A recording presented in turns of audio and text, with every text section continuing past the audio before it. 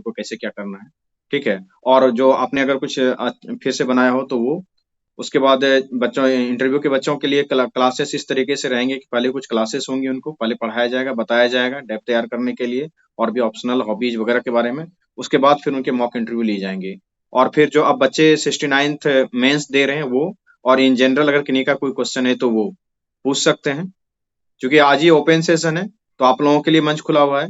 फिर कल से जो है कि 9 बजे से क्लासेस स्टार्ट हो जाएंगी, ठीक है। और अलग अलग सेशन में अलग अलग क्लासेस चलेंगी। बहुत सारे लोग जुड़े हुए रहे हैं अब, ठीक है। संजय जी भी आएंगे, बहुत लोगों से बात हुई है, बहुत सारे और भी लोग आएंगे। तो अगर किन्हीं का कोई सवाल हो तो वो पूछ लें।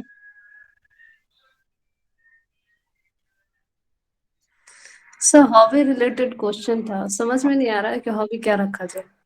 आपकी कोई हॉबी है ही नहीं? सर पढ़ाई और घर के काम के दौरान तो हॉबी ऐसा कुछ डेवलप नहीं हुआ, और अच्छा, कुछ इंटरेस्ट भी इस तरीके का नहीं है। तो बताएं कार्तिक। कुछ तो होगा मुझे लगता है, बचपन से कुछ याद रखिए। होता जैसे है ऐसा, 67 दिया जैसे था टाइम नहीं इंटरव्यू, मिल पाता है। इससे पहले भी 64th में भी इंटरव्यू दिया था। तो वहां पे हॉबी तो अच्छा। बस ऐसे बना बनाया हॉबी रख लिया था, डायरी राइटिंग। इस अच्छा, तरीके कुछ कुछ हॉबी नहीं रहा। अंजलि जी बताएंगी, बताइए अंजलि जी। देखिए, हॉबी ना जो बहुत स्ट्रेटेजिक तरीका है, मतलब जिससे ना आप इंटरव्यू को कहीं ना कहीं मतलब घुमाना वर्ड थोड़ा गलत हो जाएगा, पर होता है ना आप उनको गाइड कर इंगेज सकते कर हैं। सकते हैं उसके साथ। ठीक है। तो हॉबी दो वे में ले सकते हैं। एक पहला तरीका कि जो सच में आपको बहुत पसंद है हॉबी, जैसे मुझे क्ले आर्ट करना बहुत अच्छा लगता है तो मैंने वो हॉबी बोला था। और दूसरा तरीका ये है कि आप वो चीज सब्जेक्ट को चुनो जिसके बारे में आपको अच्छा नॉलेज है। या तो आप एक दिन बैठो और उस पे पूरा मटेरियल तैयार कर लो कि उससे क्या क्या प्रोबेबल क्वेश्चन हो सकता है। अगर आप इसमें कंफर्टेबल हो तो आप दूसरा रास्ता से जा सकते हो।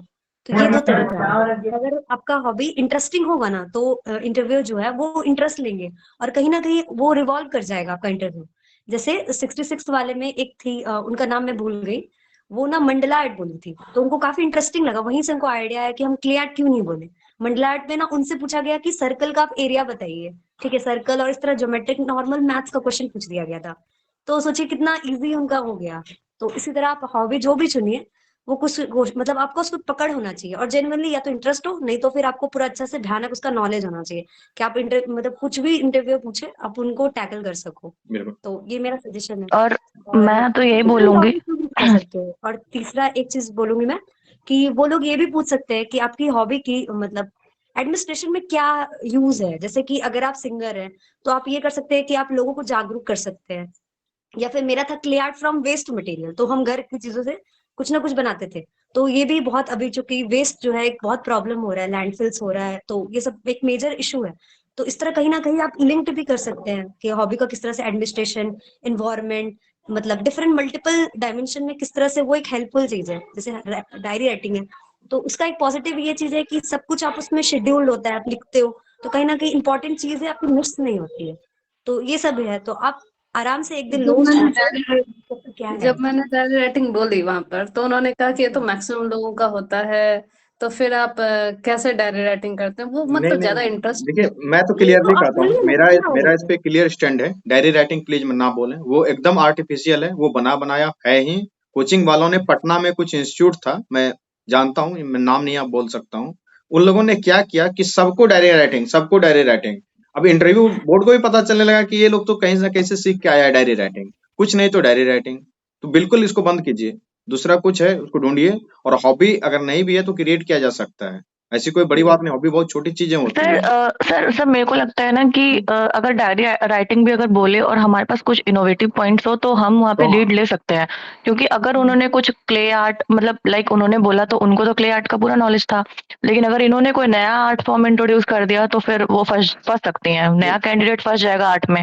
क्योंकि फिर ये आर्ट वो आर्ट फिर गवर्नमेंट की स्कीम्स रिलेटेड टू आर्ट, फिर स्टेट गवर्नमेंट, फिर सेंट्रल गवर्नमेंट, फिर आर्ट का फिर वो एज एन इंडिविजुअल यूज, फिर उसका इकोनॉमी में उसका कंट्रीब्यूशन, बहुत कुछ क्वेश्चंस बन सकते हैं देखिए उससे। देखिए, तो वो हमें फंसने वाली ऐसा बात हो है, जाएगी। ऐसा है तो ना मैम कि जैसे सर इन्होंने जैसे अगर इन्होंने बोला है कि उनको डायरी राइटिंग उन्होंने बनावटी बोल दिया, तो ऐसा भी बोल सकते हैं कि ड्यूरिंग माय प्रिपरेशन भी मैंने इसको किया था। जैसे जो भी चीजें मेरे को पढ़नी होती थी, जो टॉपिक्स मेरे कवर हो जाते थे, जो फर्दर टॉपिक्स मुझे पढ़ना होता था, वो मैं डेली एक दिन पहले लिख के रखती थी कि नेक्स्ट डे मुझे ये टॉपिक्स कवर करने हैं। तो इससे ना एक पॉजिटिव इंप्रेशन पड़ेगा कि शी इज़ वेरी पंक्चुअल।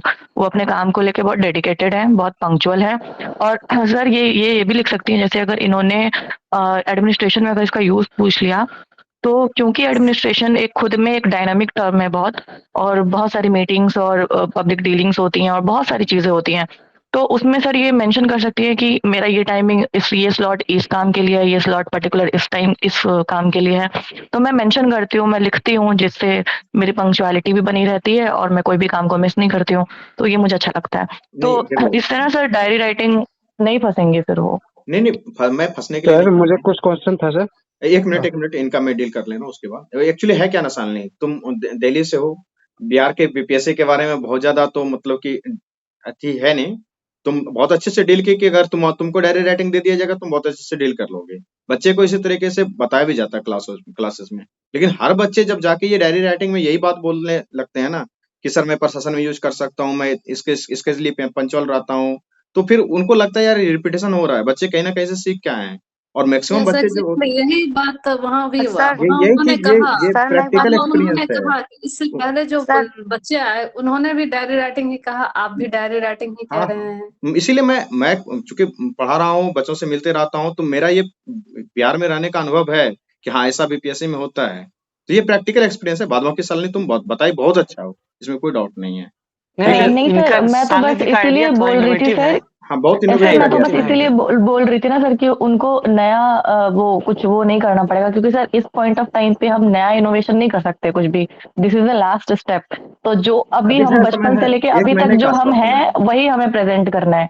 तो इसलिए मैं नया इनोवेशन बिल्कुल नहीं चाहती थी सर, क्योंकि मेरा खुद का पर्सनल एक्सपीरियंस है।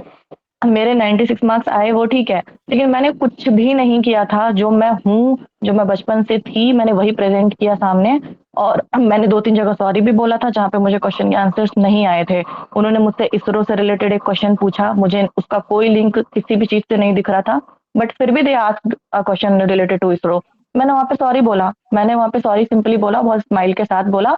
उन्होंने बोला कोई बात नहीं, ये जरूरी नहीं है इतना याद रखना। इन्होंने मुझे मेरे मुंह पे बोला ये चीज कि ये इतना जरूरी नहीं था याद रखना। फिर उसके बाद वो एक उन्होंने पॉलिटी से क्वेश्चन पूछा। इंटरव्यू बड़ा अच्छा जा रहा था, पॉलिटी से एक क्वेश्चन पूछा। उन्होंने मुझसे पूछा था इलेक्शन कमीशन के बारे में। तो इलेक्शन कमीशन के बारे में जो उन्होंने मुझसे पूछा, कुछ इलेक्शन रिलेटेड चीजें और कॉन्स्टिट्यूशनल प्रोविजन पूछा। और उस टाइम मैं थोड़ा ना वो थी, एक तो लास्ट इंटरव्यू था मेरा, 6 बजे के अराउंड शाम को मेरा इंटरव्यू गया। तो थोड़ी परेशान हो चुकी थी मैं, और ऑलमोस्ट मेरा इंटरव्यू खत्म होने वाला था। तो मेरे को लगा अब तो हो ही गया, आप क्या पूछेंगे। तो उन्होंने वो इलेक्शन कमीशन वाला क्वेश्चन मेरे पे चिपका दिया एकदम। तो फिर मेरे को मेरा मेरा ना पूरा दिमाग चला गया वो आर्टिकल 280 पे। और फिर मैंने जब 280 बोला, तो उसके बाद उधर वो से भी स्माइल गायब हो आया। गया। तो उनका स्माइल देख के मैं समझ गई थी कि ये, मैंने कहा sorry sir, it's not 280, it is three related with the twenty four finance commission. हाँ, तो मैंने 324 बोला। उन्होंने बोला अरे आर्टिकल मैटर नहीं करता, हम ये एक्सपेक्ट नहीं कर रहे थे आपसे। तो वो पूरा नहीं, खुद ही बोल रहे हैं, खुद ही कन्विंस भी हो रहे हैं, और खुद ही सब कुछ कर रहे हैं, और नॉर्मल बातचीत जैसा था पूरा। ओके ओके, मेहताब क्या बोल रहे थे, आप बोलिए। सर बाकी लोगों ने सारी बातें बोल दी हैं, बस हाँ मुझे हाँ, एक पॉइंट याद आ रहा था जो मुझसे ओके पूछा गया था, तो मैं जी। बताना चाह रहा हूँ हम्म। कि जो लोग पहले से जॉब में ऑलरेडी, या फिर गवर्नमेंट सेक्टर में हो या प्राइवेट सेक्टर में हो, तो उनसे जॉब रिलेटेड क्वेश्चन जरूर होगी। और हो सकता है उनसे उनके इनकम के हाँ बारे में पूछा जाए, ठीक है। तो जैसे मुझसे उन्होंने पूछा था कि आप ऑलरेडी सिलेक्टेड हो और लेवल 9 की आपके पास जॉब है, फिर आप क्यों आना चाहते हो वापस से लेवल 9 में ही, इससे ऊपर की तो जॉब नहीं है बीपीएससी में। हाँ तो मैंने बोला कि लेवल 9 की जॉब और वो उससे रिलेटेड नहीं है। मेरे पहले से जो शौक था आर्म्ड फोर्सेस में जाने का, वो मैं पूरा नहीं कर पाया, तो इसलिए मैं पुलिस फोर्सेस आना चाहता हूँ। मेरी पहली प्रायोरिटी भी वही है। Of course. उन्होंने फिर पूछा कि आपकी ग्रेजुएशन सब्जेक्ट सिविल इंजीनियरिंग है और पुलिस में आप उसको यूज़ कैसे लोगे पुलिसिंग में, तो ये सारे क्वेश्चन पूछे जाएंगे आपसे। तो जो लोग जॉब में हैं प्लीज़ आप ऑनेस्टली आंसर करना। आप जिस भी जॉब में हो, जो भी आपकी सैलरी है वो पूछेंगे, और उससे कुछ वहाँ पर क्वेश्चन पूछेंगे आपको, ऑफ तो कोर्स, जो आपका मन हो वो बोलिएगा। बिल्कुल Mehtab, thank very you sir. Nice. और किन्हीं का कोई क्वेश्चन? हाँ, मेरे से भी ये पूछा यस गया था। सर, क्वेश्चन था सर मेरा। हाँ हाँ जैसे मैं मैथ ऑनर्स रहा था। जी। तो एक्चुअली मैथ में जैसे हम लोग डायनामिक्स रहता है, डिमोवियस रहता है, ये सब ट्रिग्नोमेट्री से बेसिस है, इससे पे अंदर से घुसा के पूछा जाता है क्या सर? पूजा मैम से थोड़ा सवाल था। हाँ पूजा बता दो।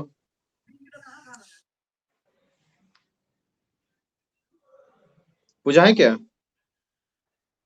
अच्छा, शायद वो लेफ्ट माइक कर गई शायद हैं। उनको ऑफ है। हाँ, सॉरी सॉरी सॉरी, वो म्यूट था मेरा। हाँ, तो हम ये कह रहे थे ना कि मैथ से बहुत ही बेसिक क्वेश्चन पूछते हैं। कोई मतलब ऐसा जैसा हम लोग ग्रेजुएशन में पढ़ते हैं बड़े बड़े थ्योरम वगैरह, वो सब कुछ नहीं है। 10th 12th तक का वो बेसिक्स फार्मूला, बेसिक्स जितने भी टॉपिक्स है, जैसे